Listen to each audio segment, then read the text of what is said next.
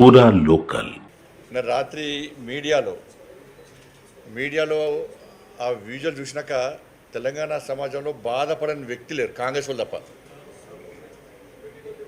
ఆ చిన్న చిన్న అమ్మాయిలను వాళ్ళని మెడలు బట్టి గుంజుకోబోతుంటాయా, మెడలు ఉంటాయా పోతాయా, జుట్టు బట్టి గుంజుకోపోతే కాళ్ళు చేతులు ఉంటాయా ఇరుగుతాయా అనేటువంటి ఒక భయానక వాతావరణం నేను చూస్తాను. నేను బాధ అనిపించింది నన్ను చూస్తుంటే, వీడియోలు చూస్తుంటే. గంత గుంజుకోపోతే అమ్మాయిలను పట్టుకొని గంత గుంజుకోపోతారా? ఈడ్చుకోబోతున్నారు. కనీసం మానవత్వం ముఖ్యమంత్రి గారికి, కనీసం వాళ్ళ భూములు అమ్ముకుంటారు, మా భూములు ఎందుకు అమ్ముకుంటారు అని చెప్పి ప్రశ్నించే ప్రయత్నం చేస్తే మీరు దొంగతనం లెక్క, అర్ధరాత్రి దొంగల లెక్క జేసీబీలను 10 జేసీబీలు తీసుకుపోయి రాత్రి మొత్తం చెట్లు కొట్టేస్తారు, నిబంధన విరుద్ధంగా భూమిని చదువుని చేస్తారు. విద్యార్థుల యూనివర్సిటీకి పోయి మీరు అధికారంతో మీరు పోతున్నారు.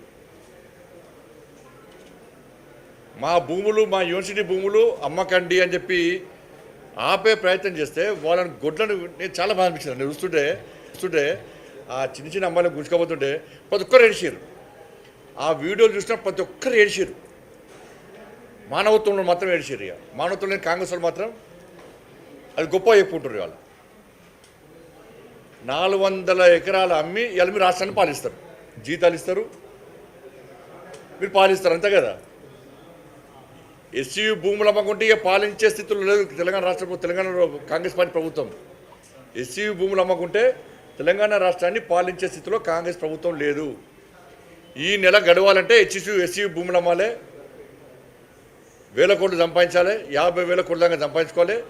ఈ నెల 40 రోజులు తెలంగాణ రాష్ట్రాన్ని పాలించాలి. నెక్స్ట్ మళ్ళీ ఇంకో భూములు అమ్మాలి. ఇక అంటే రాబోయే తరాలకు ఒక గజం జాగ కూడా ఉంచే పరిస్థితిలో కాంగ్రెస్ పార్టీ ప్రభుత్వం లేదు. గజం జాగుండేది రాబోయే తరాలకు, అన్నమేస్తారు. ఇక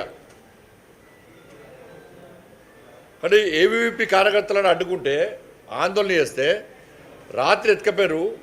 జాగ కూడా అర్ధరాత్రి కొంతమంది వదిలిపెట్టారు, ఇంకో 2 కార్యకర్తలు రాత్రి కూడా వదిలిపెట్టలే.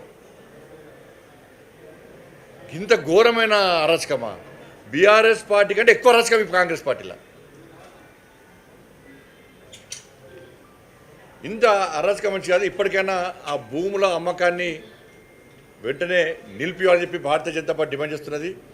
ఎవరైతే విద్యార్థుల మీద లాఠీచార్జ్ చేశారో, విద్యార్థులు కొట్టారో ఆ పోలీస్ అధికారంగా చర్య తెలుసుకోవాలి. ఫస్ట్ యాక్షన్ తీసుకోండి. మీరు విచారణ జరపాలి. మీరు హోమ్ మినిస్టర్ గానే చెప్తున్నాను నేను.